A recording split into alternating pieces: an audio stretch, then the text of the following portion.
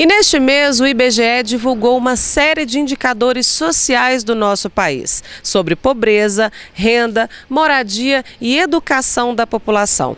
Em 2016, o Brasil tinha 52 milhões de pessoas pobres. Em 2017, esse número cresceu para 54 milhões, ou seja, os números pioraram.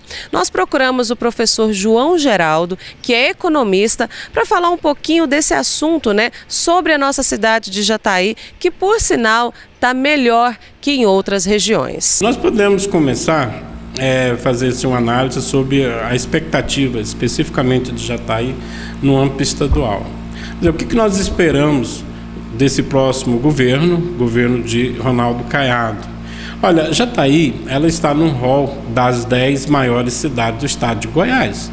Nós temos aí o PIB, o nosso IDH, nós somos responsáveis aí pela produção agrícola do estado de Goiás, pela pauta de exportação que nós temos como produtor de grãos. Então, eu acredito que Jataí tem uma importância no cenário estadual, que qualquer governo, ele tem que ser chamado a atenção disso, e o governo, evidentemente, ele coloca numa pauta de discussão e olha Jataí com bons olhos. Evidente, nós temos aí toda uma perspectiva política em volta disso, que nos causa um pouco de ansiedade. Será que o governo que entra, que é de um partido oposto, que até na disputa eleitoral foi oposição, será que esse governador que entra, ele vai olhar para Jataí sob o aspecto da importância econômica, sob o aspecto do histórico de Jataí, a importância de Jataí no contexto, ou ele vai realmente levar para dentro do seu governo um ranço político? Acredito eu que isso será um retrocesso. Se o governo olhar para Jataí como oposição ao meu governo na campanha eleitoral, acho que Jataí só tem a perder. Mas, lógico, nós hoje temos representatividade também na Assembleia Legislativa, é situação que nós, a sociedade jataiense, pode cobrar isso, uma proximidade maior com o governo, e esperamos, lógico, que o governo tenha essa inteligência, da forma que nós acreditamos que ele terá, de olhar para Jataí como uma cidade de suma importância para o contexto do estado de Goiás. Agora, resta saber de que forma que a população jataiense também vai cobrar do atual governo. Tomara que tudo transcorra dentro da normalidade e Goiás, e o governo de Goiás olhe para Jataí com bons olhos, dado a importância da nossa cidade no cenário do estado. O economista fala sobre o futuro, o setor produtivo e também sobre o índice de desemprego.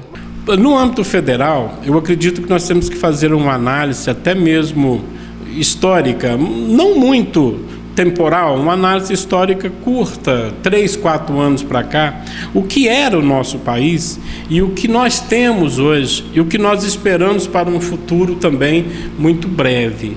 O nosso país acaba e está saindo aí de uma recessão, talvez uma das maiores da sua história. Isso, evidentemente, afeta todo o setor produtivo, isso afeta ao índice de desemprego. Então, o que nós tivemos? Nós tivemos aí um índice de desemprego bem próximo a 13%, que hoje caiu aí para em torno de 12%, mas isso deixou grandes sequelas no nosso país.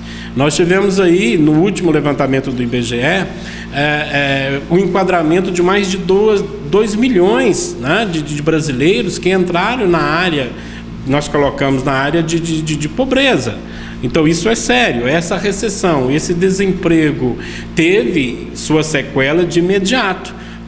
Essas pessoas que, porventura, ficaram no desemprego ou no emprego informal, evidentemente que traduz numa consequência social enorme. E nós percebemos que, ao invés de continuarmos com um avanço da forma que nós estávamos, quando você fala em população, classe média, classe alta, nós estamos aí com uma tendência de aumento da classe média da população brasileira. E nos 3 últimos anos, nós temos aí um quadro extremamente negativo face a toda essa recessão, essa crise econômica Lógico, quem sofre primeiro são as pessoas com a renda menor, são as pessoas menos abastadas, que eles vão sofrer primeiro. Daí traduz na estatística, né, que os números traduzem isso para nós, esse índice de pobreza que aumentou.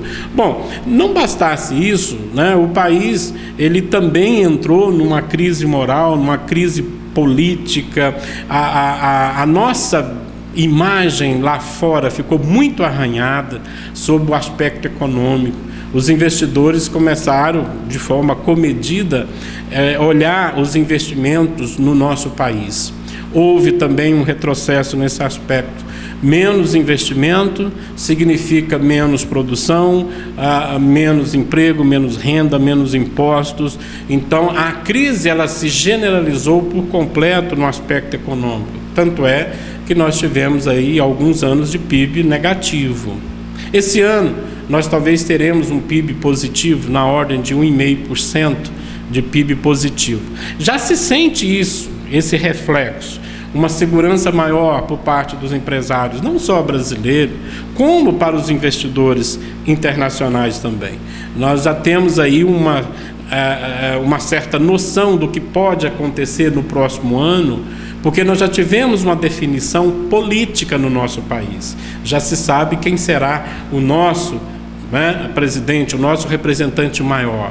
Já se desenha e já temos uma ideia vamos colocar assim, de um plano não só político, social, mas principalmente econômico no nosso país.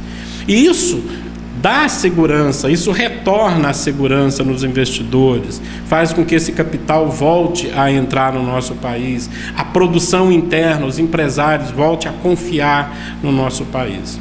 Tudo isso, né, traduz em situações que eu acredito que tanto para o nosso país, e lógico, isso traz reflexos para a nossa cidade, porque nós temos um município que vive realmente sobre o agronegócio. Toda a nossa renda, todo o nosso PIB gira em torno do agronegócios. O que nós percebemos é que o governo, dentro dessa política agrícola, política econômica, ele está dando uma ênfase enorme para o setor do agronegócio. Porque hoje o agronegócio é o carro-chefe da nossa pauta de exportação. Hoje você percebe que os nossos maiores parceiros comerciais, como sendo China, Estados Unidos, a própria Argentina, vamos colocar principalmente a China, que compra grande parte dos nossos grãos, fica uma expectativa muito grande, uma torcida nossa, que o futuro governo mantenha uma relação diplomática, comercial, muito boa com os nossos parceiros econômicos. Nós não podemos de maneira nenhuma achar que o Brasil poderá sobrepor, poderá de uma certa forma exigir na atual circunstância alguma coisa em relação ao comércio internacional, em relação à diplomacia internacional. Temos que ir de uma forma comedida.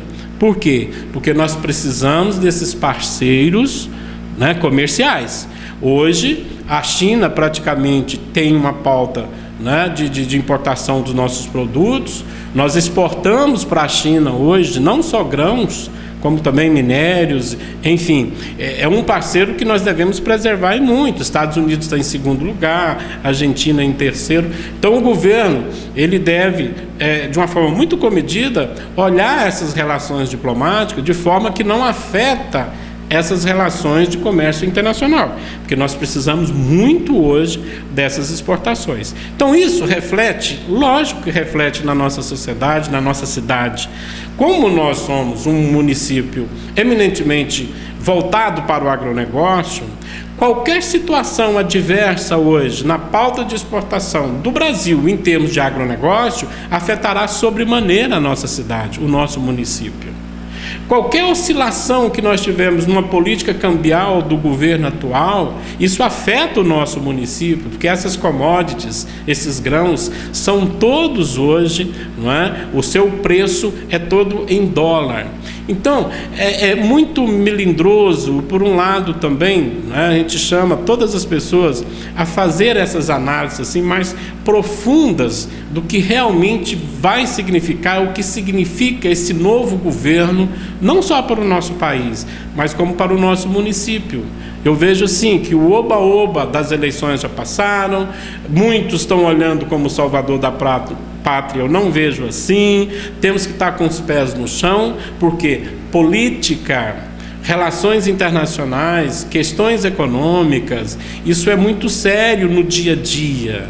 Na hora de estar fazendo um discurso político é uma coisa, na hora de você colocar tudo isso em prática é completamente diferente. Então nós temos que assistir os primeiros dias, né, do mandato do presidente e observar verdadeiramente quais serão as medidas de impacto na sociedade, não só no âmbito de segurança, saúde, medida de anticorrupção, o ajuste fiscal que o governo tem que fazer imediatamente, seriedade no trato da coisa pública, né? O governo não deve gastar mais daquilo que arrecada, e principalmente com corrupção. Então, acho que o nosso país pode, sim, dar uma grande virada, aproveitar essa oportunidade, né? E todos nós, depois, como população, como eleitores, cidadãos, nós temos que estar atentos, né, de como será realmente esse novo governo que está aí apontando e que assume logo nos primeiros dias de janeiro.